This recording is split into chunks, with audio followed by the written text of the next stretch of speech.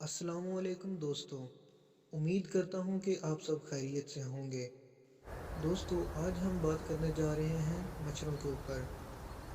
तो जहाँ बात हो मच्छरों की, तो ये काटते भी बहुत बुरी तरीके से हैं और इनसे बहुत से ज़्यादा बीमारियाँ भी फैलती हैं।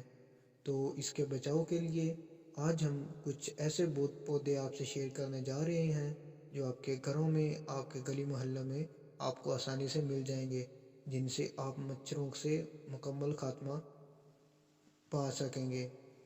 दोस्तों, आपने अक्सर देखा होगा कि मानसून के दौरान या बारिश के दौरान गंदे माहौल की वजह से मच्छर पैदा होते हैं। इन मच्छरों के काटने से जिस्म में खारिश होती है और बाज़ औक़ात मलेरिया जैसी मुल्क बीमारी जन्म ले लेती है। इन मच्छरों से छुटकारा पाने के लिए लोग नहीं जानते कि वो क्या इक़दामात करते हैं। वो कई तरह की क्रीमें इस्तेमाल करते हैं जो बाज़ औक़ात हमारे जिस्म के लिए मुफीद नहीं होती।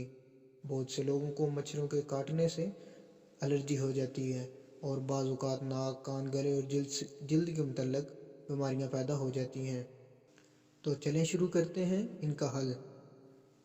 दोस्तों, आपने सुना होगा तुलसी, जिसे मुक़द्दस तुलसी भी बोलते हैं। आज के दौर में तुलसी का पौधा तकरीबन हर घर में पाया जाता है और ये पौधा भी बहुत ख़ास है। कई किस्म की दवाएं, जड़ी बूटियां तुलसी से तैयार की जाती हैं। दोस्तों, अगर ये पौधा आप अपने घर में लगा लें तो मच्छरों से छुटकारा हासिल हो सकता है। दूसरे नंबर पर है नीम, जिसे नीम भी हम बोलते हैं। हर कोई नीम से वाकिफ़ है।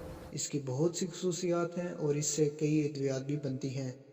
नीम के पौधे को मच्छरों से बचाने के लिए बहुत अच्छा समझा जाता है।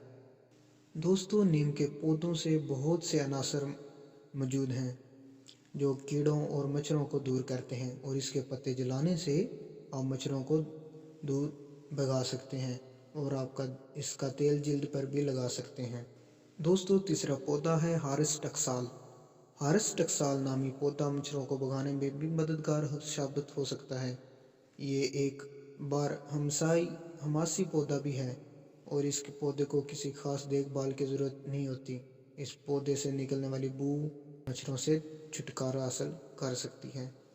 दोस्तों, आपको कैसी लगी मेरी वीडियो? उम्मीद करता हूँ कि बहुत अच्छी लगी होगी और बहुत हेल्पफुल होगी। मेरे चैनल को सब्सक्राइब करिएगा। शुक्रिया।